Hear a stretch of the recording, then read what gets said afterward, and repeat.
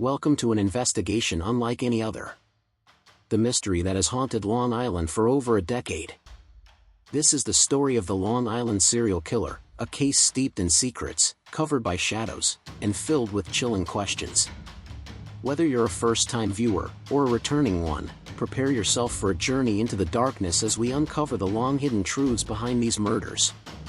Please do well to like, comment, and subscribe for more intriguing stories.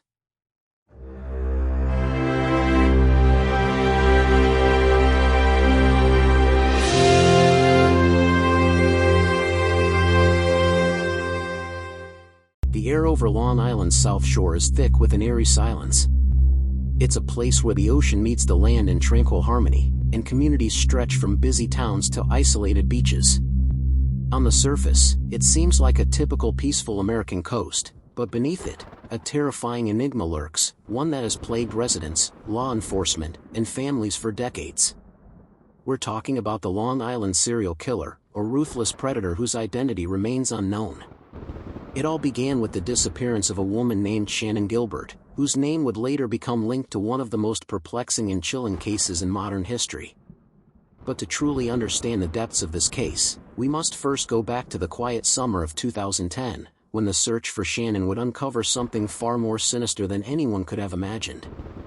Shannan Gilbert was a 24-year-old woman who had come to Long Island seeking a better life. Originally from Ellenville, New York, Shannan had been working as an escort to support herself, an occupation that had led her to the Oak Beach neighborhood. The night of May 1, 2010, would be the last time Shannan's family heard from her. Shannan had been at the home of a man named Dr. Peter Hackett, a former medical professional living in Oak Beach. She was reportedly on a job that evening, meeting with a client, and later ran into trouble. Shannan's last known communication was a frantic 911 call where she was heard shouting for help and saying, "They're trying to kill me." Her phone call ended abruptly, and Shannan vanished into the night. The police were immediately involved, launching a search that would lead them to the remote, fog-laden shores of Gilgo Beach, just a few miles from Oak Beach. But what began as a desperate search for a missing woman would soon spiral into something far more disturbing, something that would change the course of the investigation and bring the Long Island serial killer into the spotlight. During the search for Shannan, investigators found more than they had bargained for. As police combed through the dense underbrush near Gilgo Beach, they discovered the bodies of 4 women, all of whom had been dumped along the shoreline. These victims had been strangled and left in a manner that suggested they were not just discarded, they were carefully hidden.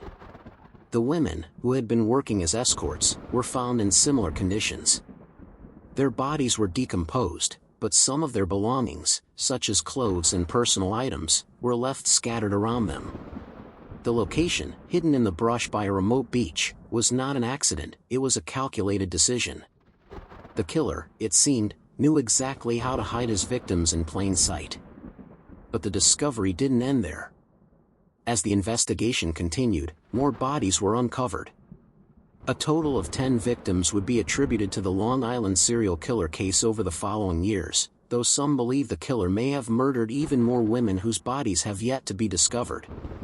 The victims were predominantly women who had advertised their services on sites like Craigslist, making them vulnerable to predators. The victims of the Long Island serial killer were not just faceless strangers, they were real people, each with their own story and aspirations. Some had families who loved them, while others had fallen into lives of addiction or desperation. But all shared one tragic fate: they were at the mercy of a killer who preyed upon their vulnerability. Megan Waterman, Amber Lynn Costello, Maureen Brainerd Barnes, and Melissa Bartholomew were just a few of the names connected to the case. The women were primarily sex workers, many of whom had sought work on online platforms, where they were easy targets for anyone willing to exploit them. Each woman had been strangled and left in a remote area, suggesting a sense of organization and familiarity with the geography. Shannan Gilbert, the woman whose disappearance started it all, was also a victim of the killer, though her remains were not found with the others. Shannan's case was unusual in that she had managed to escape and was heard in the 911 call, but the events that led to her death remain shrouded in mystery. The connection between her case and the others continues to haunt investigators. Was Shannan trying to flee from the same killer? As the investigation unfolded, the search for the Long Island serial killer became one of the most high-profile cases in the country. Yet, the trail of evidence remained frustratingly cold. The killer had left little behind: no DNA, no clear motive, no consistent pattern beyond the brutal way he disposed of his victims. Police were left to sift through interviews, witness testimonies, and forensic evidence, but each clue seemed to slip away just as quickly as it appeared. One of the key challenges investigators faced was the killer's ability to evade detection. He appeared to be familiar with the area, knowing exactly where to dump the bodies in places that were unlikely to be discovered quickly. Moreover, the victims were often seen leaving for the same type of work, making it hard to pinpoint if they had any direct connection to the killer. A number of suspects were floated over the years, including Dr. Peter Hackett, who had been one of the last people to see Shannan Gilbert alive. However, Hackett's involvement was never proven, and the case turned to other potential suspects. One name that surfaced repeatedly was John Bittrolff, a man with a criminal history and ties to the area, though like many others, his connection to the crimes was circumstantial. Despite a large reward being offered for information, the killer remained elusive. As the years passed, the case seemed to grow colder. Law enforcement, frustrated and desperate for a break, turned to the public for help, hoping someone might come forward with critical information. If you're intrigued by the chilling details so far, don't forget to like, share, and subscribe. The search for the Long Island serial killer is filled with twists and turns, and the truth may be closer than we think. Keep watching as we dig deeper into the dark secrets and unravel the complex layers of this haunting case. Comment below with your thoughts. Do you think the killer has been hiding in plain sight this whole time?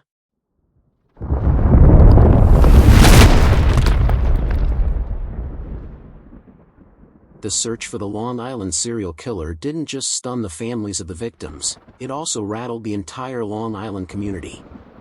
The deaths of at least 10 women, all seemingly linked by their vulnerability as sex workers, shattered any semblance of safety. The killer was not just a shadow in the night, he had been living among them, perhaps even hiding in plain sight. The lack of answers fueled growing frustration within the community and among investigators. Over the years, numerous individuals and suspects have come to the forefront, but despite significant efforts, the killer's identity remains a mystery. Let's explore some of the most prominent suspects and theories that have dominated the investigation. Dr. Peter Hackett became a key figure in the case after Shannan Gilbert's disappearance. Hackett was a former doctor who lived in the Oak Beach neighborhood, just a short distance from where Shannan's body was eventually discovered.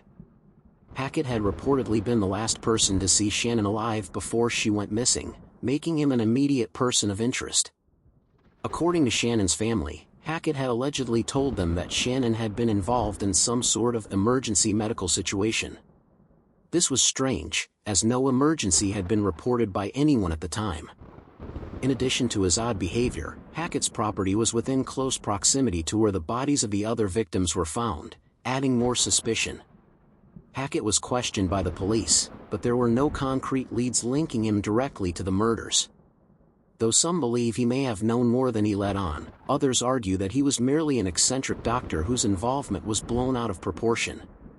Despite a fair amount of public attention surrounding his name, Hackett denied any involvement in the killings, and investigators found no substantial evidence to charge him. Another name that frequently emerges in discussions about the Long Island serial killer is John Bittrolff. Bittrolff was a former construction worker from Long Island with a criminal history. He was arrested in 2017 for the murder of 2 women, and his proximity to the Gilgo Beach area and his criminal record brought him under scrutiny as a potential suspect in the Lisk case.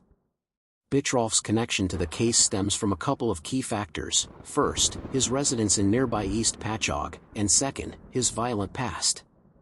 In the 1990s, Bittrolff was linked to the brutal deaths of 2 women, both of whom were found strangled and dumped in remote areas.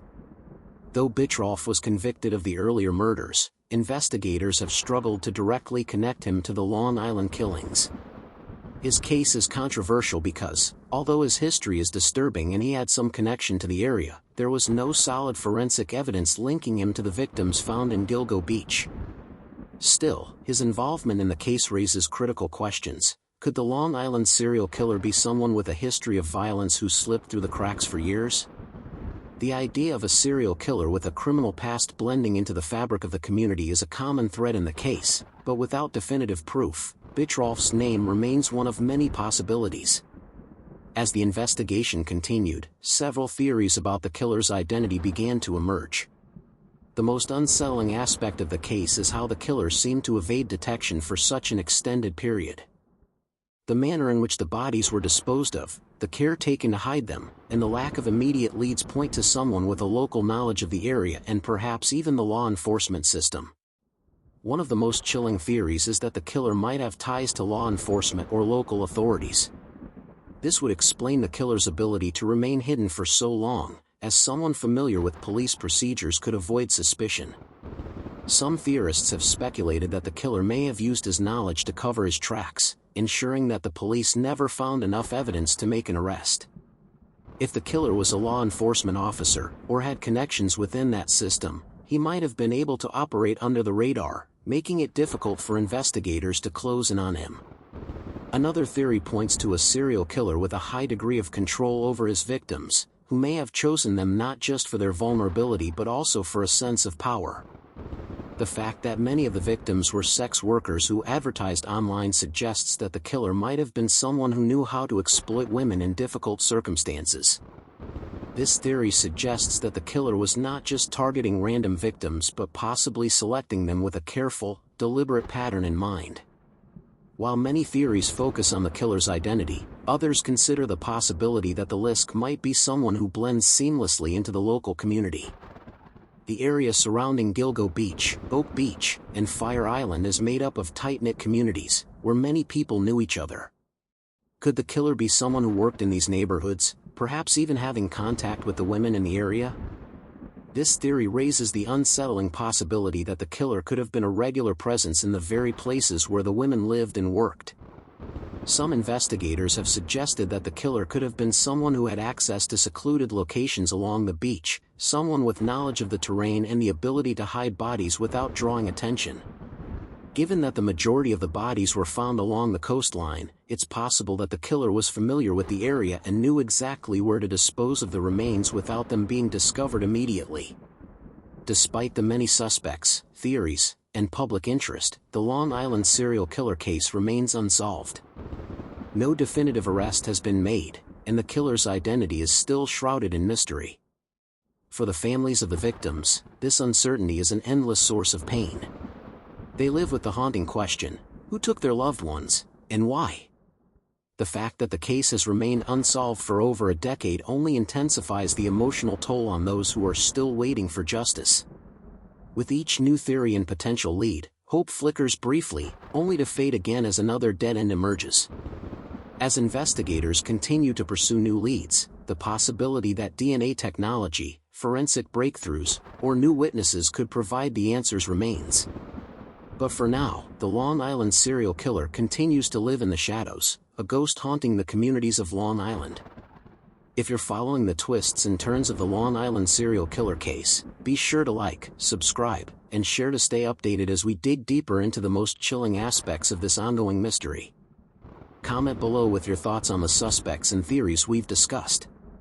Do you believe the killer is someone from the community, or is there a darker connection at play? From the outset, the investigation into the Long Island serial killer was fraught with difficulty. Despite an overwhelming public outcry and substantial resources directed toward the case, the investigation faced numerous obstacles. The most significant of these was the lack of concrete evidence linking a suspect to the murders. The killer seemed to be able to cover his tracks with eerie precision. One of the earliest and most significant challenges was the lack of reliable witnesses. Many of the victims were last seen in isolated locations, and the nature of their work, sex work, meant that many had transient and often unreliable connections with the people they encountered. This made it difficult for law enforcement to establish a clear timeline of events or to identify potential suspects with certainty. Forensic evidence, such as DNA from the crime scenes, was either absent or insufficient, further complicating the investigation. Despite this, investigators did not give up. They turned to other sources of evidence, interviews, surveillance footage, and even the potential for advanced technology to uncover new leads. In the early years of the investigation, one of the key focuses was on surveillance footage.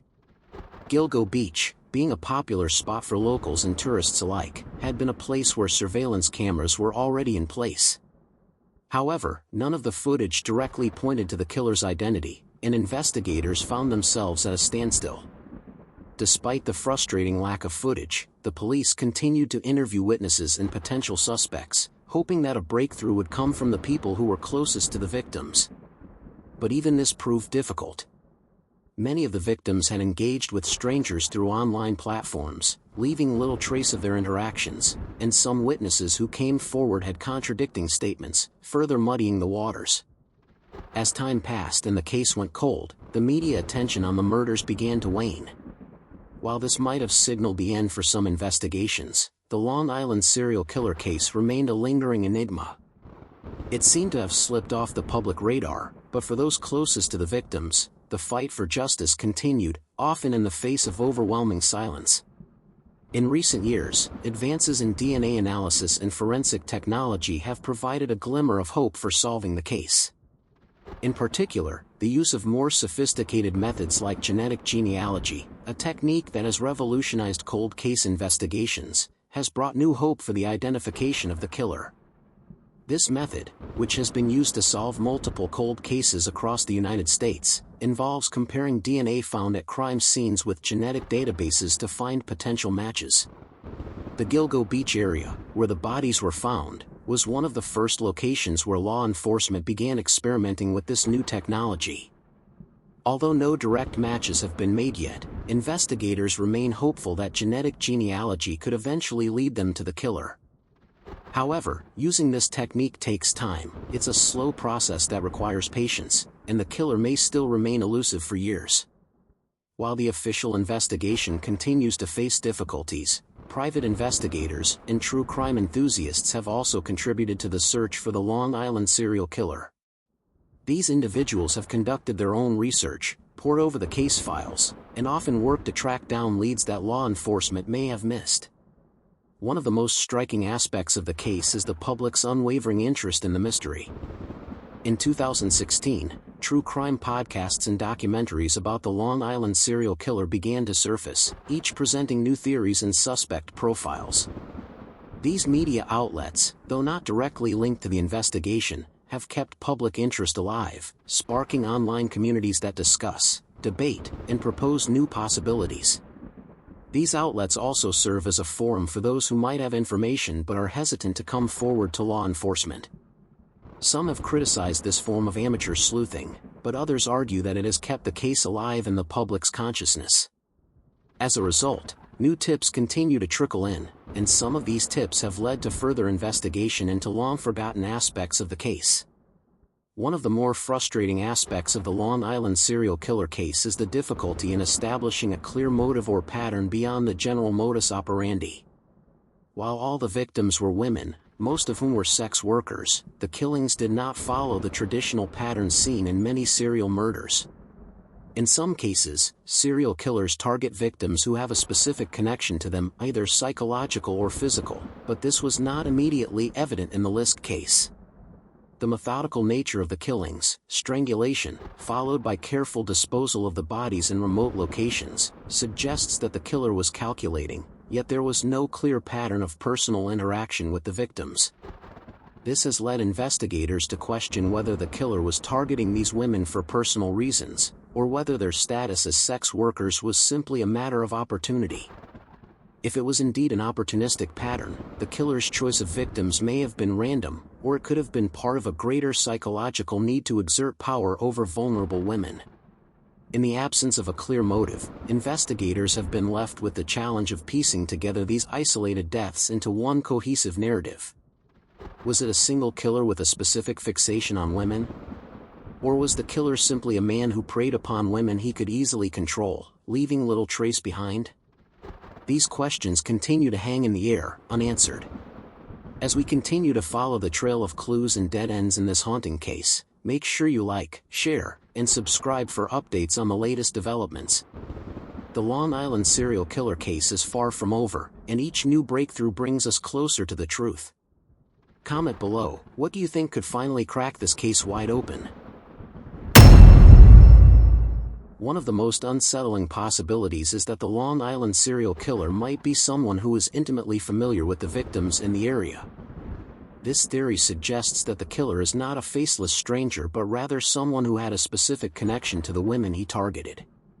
There are a few factors that make this theory particularly chilling. Firstly, the killer's methodical approach, selecting his victims, stalking them, and carefully concealing their bodies in remote areas, suggests a level of control that may not come from an outsider.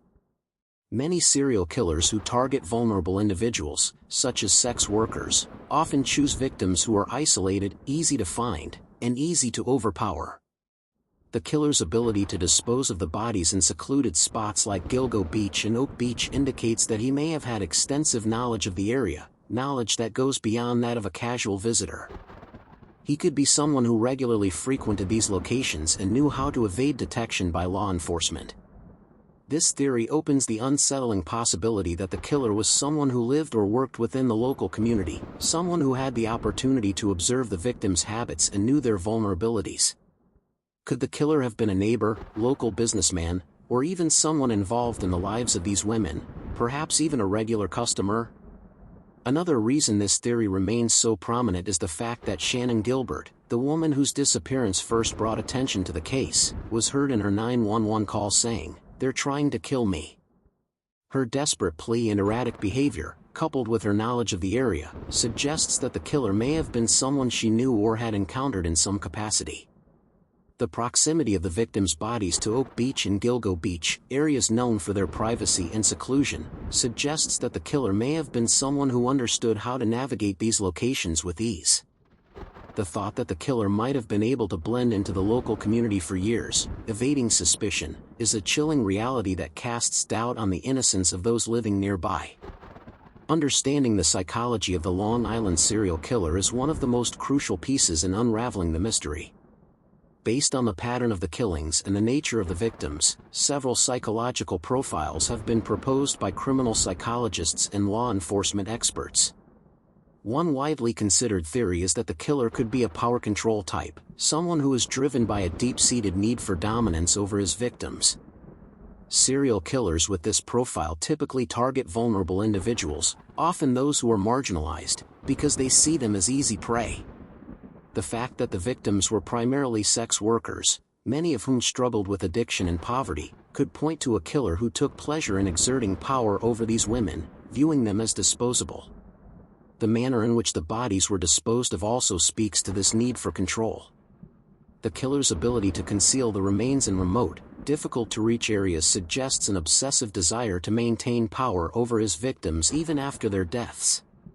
This is not the act of a man driven solely by impulse. It suggests a killer who carefully planned and took steps to avoid capture.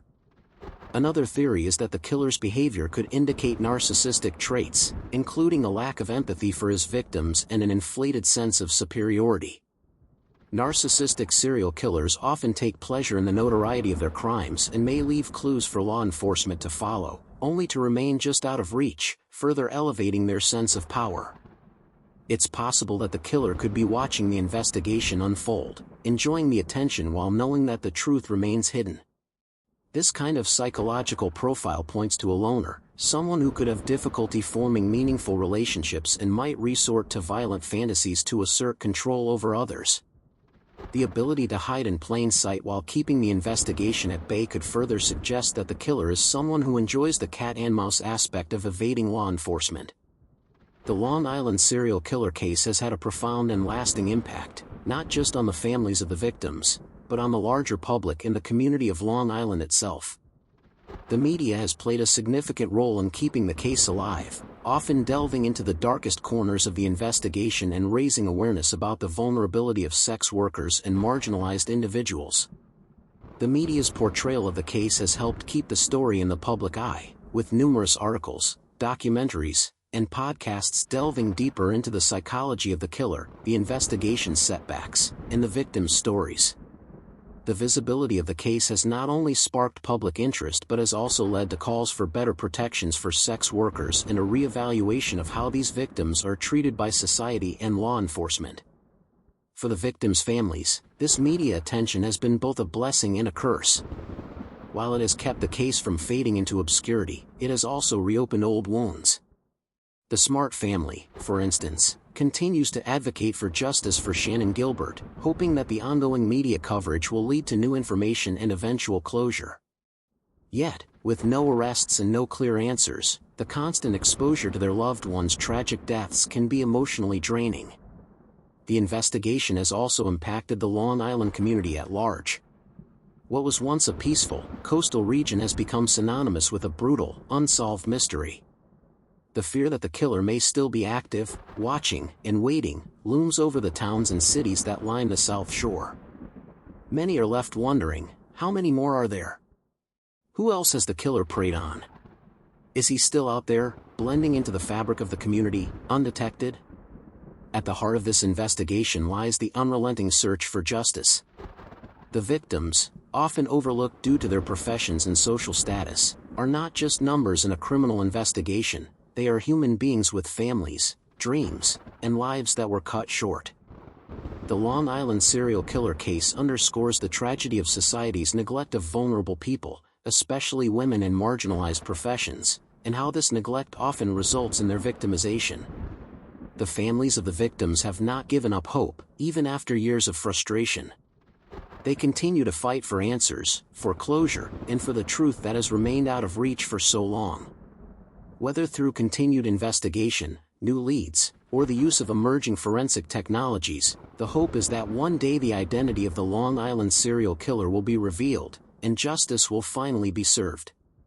If this investigation has captivated you, be sure to like, share, and subscribe for more deep dives into unsolved mysteries and true crime cases. The hunt for the Long Island serial killer may still be ongoing, but with your engagement, we keep the search alive and ensure that the voices of the victims never fade into silence. Comment below with your thoughts. Do you think we are closer to uncovering the truth, or is the killer still hidden in plain sight?